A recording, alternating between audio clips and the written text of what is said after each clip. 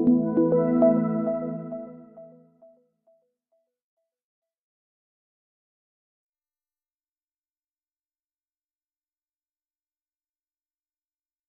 Everyone, welcome back to the channel. मैं हूं रक्षिता भाटी और इस वीडियो में हम समझेंगे आर्टिकल 14 ऑफ इंडियन कॉन्स्टिट्यूशन।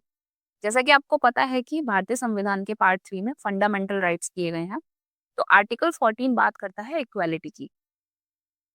ये कहता है the state shall not deny to any person equality before the law और the equal protection of the laws within the territory of India. अब यहाँ जो ये लिखा हुआ है ना, एनी पर्सन का मतलब ये हो गया कि ये जो फंडामेंटल राइट है वो सिटीजन्स और नॉन सिटीजन्स दोनों के लिए है।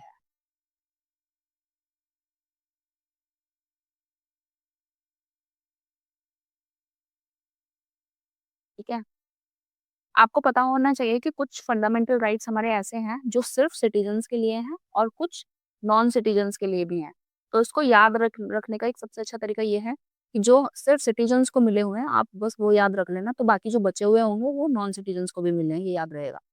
तो एक तो हमारा आर्टिकल 15 हो गया, 16 हो गया, 19 हो गया, 29 और 30।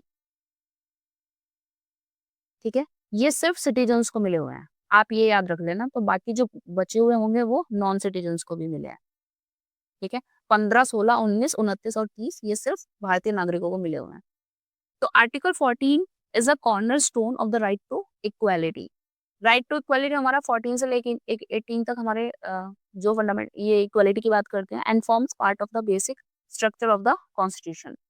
तो ये जो राइट टू इक्वालिटी है ना, ये जो कॉन्स्टिट्यूशन की हम बात करते हैं ना, बेसिक स्ट्रक्चर, तो ये बेसिक स्ट्रक्चर का पार्ट है। It ensures fairness, non arbitrariness and justice in state action. और ये इंश्योर करता है कि स्टेट का कोई भी एक्शन अगर होगा तो वो फेयर होना चाहिए, नॉन आर्बिट्रेरी होना चाहिए और जस्टिफाइड होना चाहिए। ठीक है, आर्बिट्रेरी का मतलब ये है कि कोई भी डिसीजन जो कि पर्सनल विल से लिया गया हो। ठीक है, तो वो डिसीजन कैसा होगा, आर्बिट्रेरी होगा, मतलब जिसके पीछे प्रॉपर रीजनिंग ना हो, प्रॉपर लॉजिक ना हो। आगे हम देखते हैं आर्टिकल 14 का मीनिंग और scope. Article 14 contains two important concepts borrowed from different legal traditions. ठीक है, आर्टिकल 14 के अंदर दो ना कॉन्सेप्ट दिए गए हैं। पहला तो है इक्वालिटी बिफोर लॉ, ये लिया गया है ब्रिटिश लीगल सिस्टम से। इसका मतलब है कि कोई भी व्यक्ति लॉ से ऊपर नहीं है। Everyone regardless of status, position और authority is subject to the same law and codes. ठीक है, कोई भी व्यक्ति, चाहे उसका कोई भी स्टेटस हो, चाहे वो अमीर हो, गरीब हो, किसी भी रैंक का हो, ठीक है, चाहे वो उसके पास कोई अथॉरिटी हो, कोई बहुत बड़ा व्यक्ति हो या कोई बहुत ही छोटा व्यक्ति है, तो हर व्यक्ति कानून की नज़र में, कोर्ट की नज़र में समान है। ठीक है, इसका मतलब क्या हुआ कि एब्सेंस ऑफ प्रिविलेजेस है, किसी भी व्यक्ति को कोई प्रिविलेज नहीं दिया गया है। Equal subjection of all persons to ordinary law, जो भी लॉ है वो हर व्यक्ति पर समान रूप से लागू है। Equality in punishment for the same offence. ठीक है, सेम ऑफेंस के लिए पनिशमेंट भी सभी के लिए सेम है। अच्छा, ये यहाँ पर क्योंकि कोई भी चीज अगर होती है तो उसका एक्सेप्शन भी होता है, तो एब्सोल्यूट नहीं है। जैसे कि आपको पता है कि आर्टिकल 361 हमारा वो इम्यूनिटी देता है प्रेसिडेंट, गवर्नर्स और राज प्रमुख को। During their term diplomatic immunity मिलती है उनको अंडर इंटरनेशनल लॉ। ठीक है, अपने ऑफिस का काम करते हुए वो जो भी डिसीजंस लेते हैं उनके लिए वो किसी की कोर्ट में आंसरेबल नहीं है, ये इम्यूनिटी उनको आर्टिकल 361 देता है। अच्छा, दूसरा कॉन्सेप्ट आता है फिर इक्वल प्रोटेक्शन ऑफ लॉज। ये लिया गया है अमेरिकन कॉन्स्टिट्यूशन के 14th अमेंडमेंट से। इसका मतलब है equals must be treated equally, unequals can be treated differently. This allows the state to classify people or groups provided the classification is reasonable. ठीक है, अब इक्वल प्रोटेक्शन ऑफ लॉ का मतलब क्या हो गया? देखो, जो जो व्यक्ति, जो लोग सेम है, समान है, ठीक है, मतलब एक तरीके से एग्जांपल के लिए ऐसे समझ लो कि जो लोग जैसे कि मान लो कि एक व्यक्ति है जो कि फिजिकली फिट है, वहीं दूसरा व्यक्ति है जो कि फिजिकली डिसेबल है। ठीक है, तो अब दोनों, क्या हम दोनों को इक्वल कहेंगे? नहीं ना। और दोनों को हम सेम तरीके से ट्रीट भी नहीं कर सकते। अगर हम दोनों व्यक्तियों को एक ही तरीके से ट्रीट करेंगे तो वो इक्वालिटी नहीं होगी। तो इसलिए इक्वालिटी को लाने के लिए क्या करना होगा कि जो इक्वल एक जैसे लोग हैं उनको एक तरीके से ट्रीट करना होगा, और जो लोग इक्वल नहीं हैं, किसी भी तरीके से वो चैलेंज्ड हैं या तो फिजिकली या कैसे भी, उनको हमें अलग तरीके से ट्रीट करना होगा, ठीक है? तभी हम ट्रू इक्वालिटी को अचीव कर सकते हैं। तो ये अलाउ करता है स्टेट को कि वो लोगों को वो क्लासिफाई कर पाए, ताकि और लेकिन ये जो क्लासिफिकेशन होगा ये रीज़नेबल होना चाहिए। मतलब इसके पीछे प्रॉपर लॉजिक होना चाहिए कि किस वजह से आप क्लासिफाई कर रहे हैं लोगों को। अब बात कर लेते हैं रीज़नेबल क्लासिफिकेशन डॉक्ट्रिन की। Article 14 does not prohibit classification, ठीक है? सबसे पहली चीज़ तो ये है कि जो आर्टिकल 14 है वो क्लासिफिकेशन को मना नहीं करता, बल्कि वो मना करता है क्लास डिस्क्रिमिनेशन को। क्लासिफिकेशन आप कर सकते हैं लेकिन डिस्क्रिमिनेशन नहीं होगा, ठीक है? क्लासिफिकेशन के लिए 2 वैलिड कंडीशन हैं, जो कि ये state of West Bengal versus Anwar Ali Sarkar के केस में बताई गई, 1952 का ये केस है। तो पहला तो इसमें आता है इंटेलिजिबल डिफरेंशिया, कि जो भी आप क्लासिफिकेशन कर रहे हैं, लोगों को जैसे भी आप क्लासिफाई कर रहे हैं, वो must be based on a clear and logical distinction. उसके पीछे एक क्लियर और लॉजिकल कारण होना चाहिए। दूसरा आता है rational nexus. The differentia must have a reasonable relation to the objective of the law. आप जो आप लोगों को के बीच में मतलब लोगों को जैसे भी आप क्लासिफाई कर रहे हैं, तो उसका लॉ के ऑब्जेक्टिव्स के साथ रिलेशन होना चाहिए। मतलब जो आप लॉ लेके आ रहे हैं, उसका जो उसके मतलब जो ऑब्जेक्टिव आपको अचीव करना है उस लॉ से, तो जो आप क्लासिफिकेशन कर रहे हैं, उसका रिलेशन उस ऑब्जेक्टिव के साथ होना चाहिए।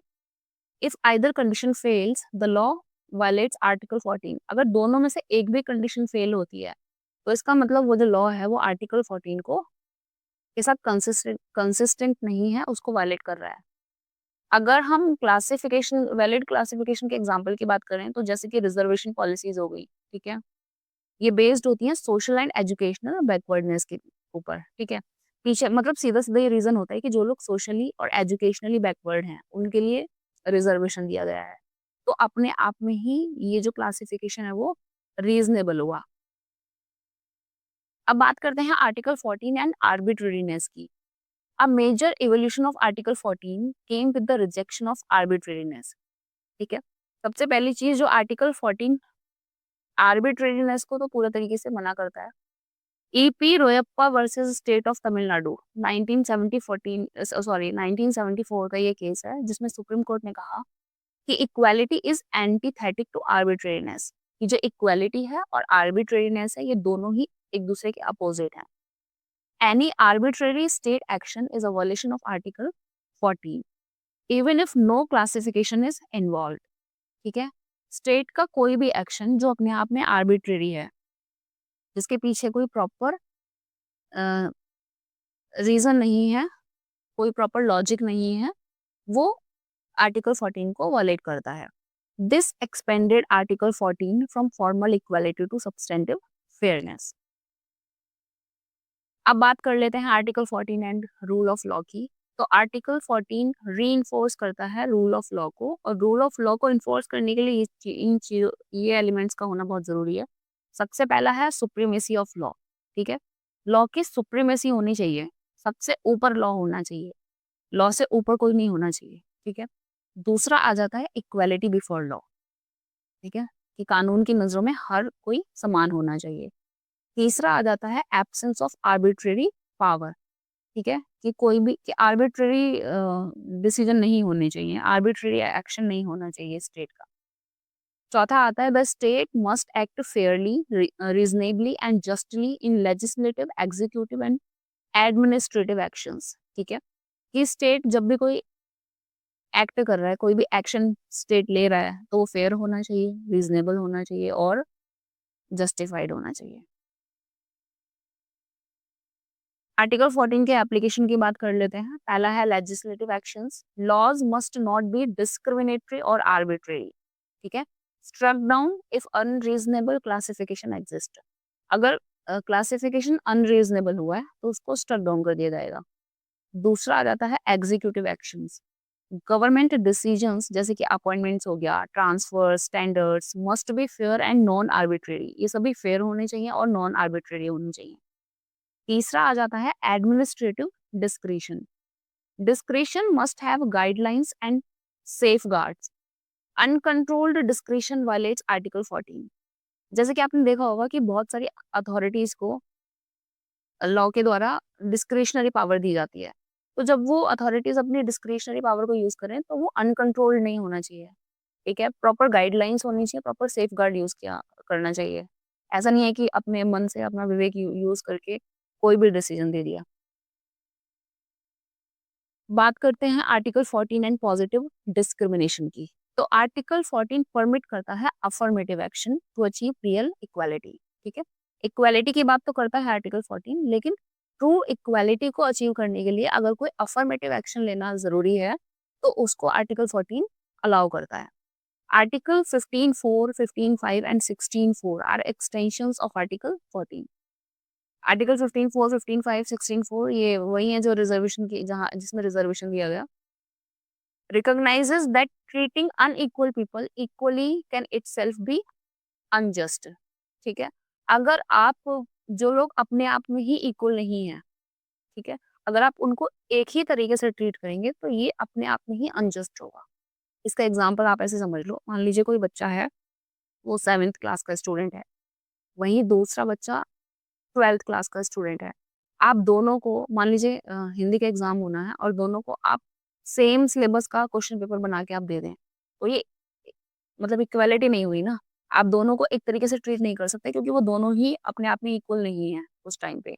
एक बच्चा है वो सिर्फ अभी 7th स्टैंडर्ड में है, दूसरा 12th में है, तो दोनों का जो मेंटल लेवल है वो भी सेम नहीं है, तो आप दोनों को एक तरीके से ट्रीट नहीं कर सकते। वहां पर आपको दोनों को अलग तरीके से ट्रीट करना होगा।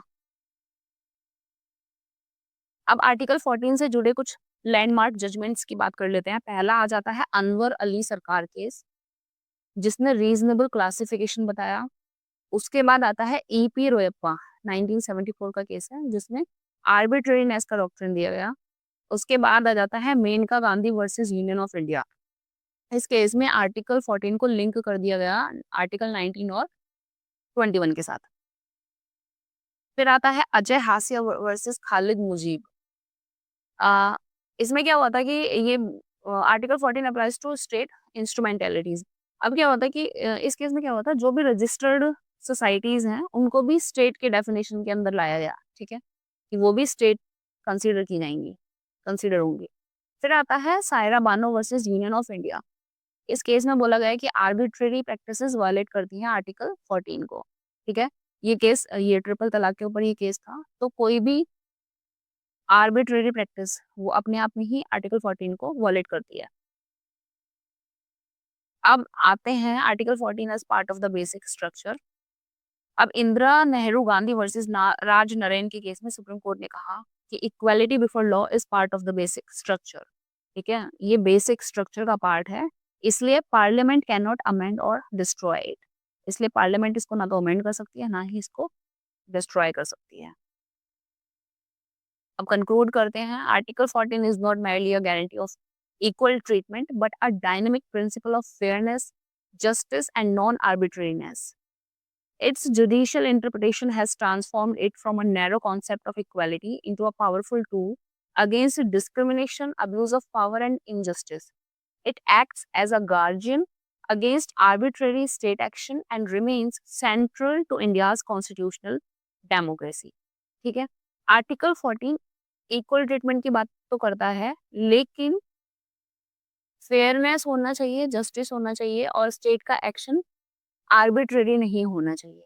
ठीक है, तो एज अ गार्जियन की तरह ये आर्टिकल 14 काम करता है, जो कि ये देखता है कि स्टेट का एक्शन आर्बिट्रेरी ना हो।